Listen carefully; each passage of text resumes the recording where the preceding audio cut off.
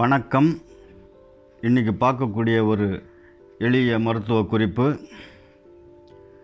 நுரையீரலில் இருக்கக்கூடிய புண்ணு, அதாவது ரணம். இந்த ரணத்துக்கு பல வைத்திய முறை செய்வாங்க. நிறைய உபாதைகள் கொடுக்கக்கூடிய ஒரு பிரச்சனை இது. இது மட்டும் இல்லாமல் நடந்தாவே மூச்சு இறைக்கும், பேசினாவே மூச்சு திணறல் கொடுக்கும், அதிகமாக பேசக்கூட முடியாது. அந்த அளவுக்கு உபாதைகள் கொடுக்கக்கூடிய ஒரு பிரச்சனை தான் இது.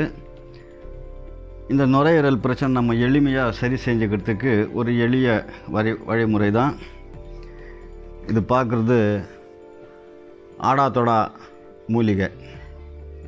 இந்த ஆடாத்தொடா மூலிகை ஒரு கிளையை வெட்டி வாசலில் தூரத்தில் நட்டு வச்சா கூட போதும். நம்ம வாசல் பக்கத்தில் இடம் இருந்தால், இது எப்போவுமே நமக்கு கைவசம் இருந்தால் ஒரு சிரிஞ்சிவி மூலிகை மாதிரிங்க இதெல்லாம். அந்த அளவுக்கு சளி கரைச்சி வெளியே தள்ளக்கூடிய ஆற்றல் உண்டு. இது மட்டும் இல்லாமல் இந்த மூலிகை பற்றி நிறைய சொல்லலாம். சித்தர்கள் பாடல்லையும் சொல்லியிருக்காங்க. நிறைய விசேஷமான குணம் உண்டு இந்த செடிக்கு. இந்த செடியில் பார்த்திங்கன்னா பூ வரும்.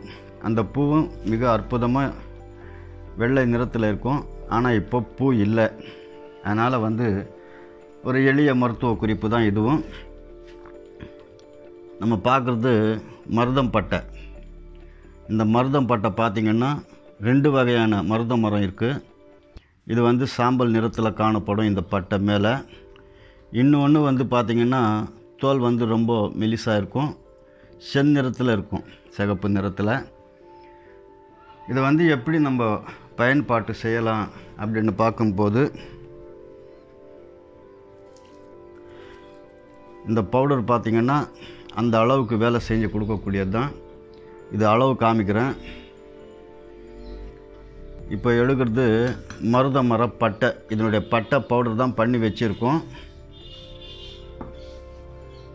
இந்த அளவு போதுமான அளவு. அதே மாதிரி இது ஆடாத்தொடா பவுடர். இந்த அளவுக்கு இதை நம்ம பால் வச்சுருக்கோம்.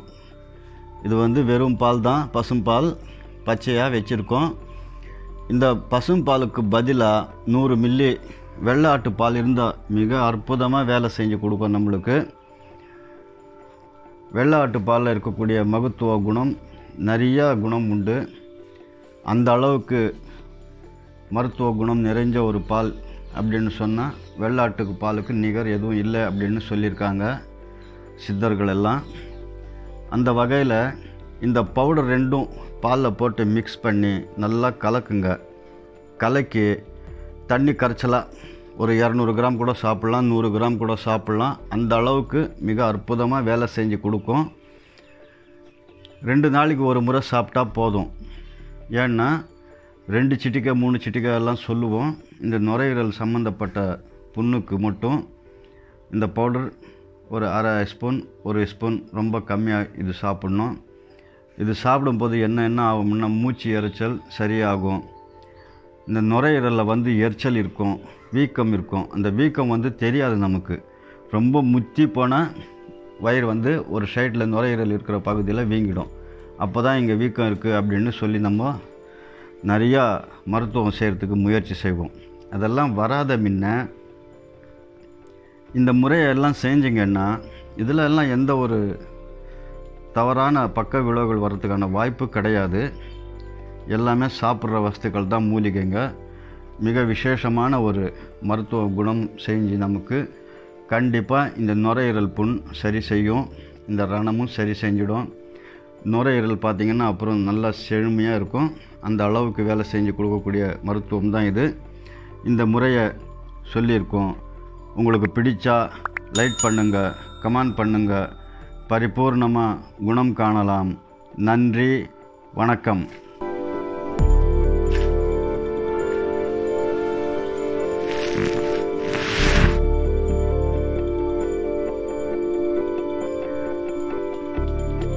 இந்த சேனல் உங்களுக்கு பிடித்திருந்தால் சப்ஸ்கிரைப் பண்ணவும், மறக்காமல் பெல் பட்டனை கிளிக் பண்ணவும்.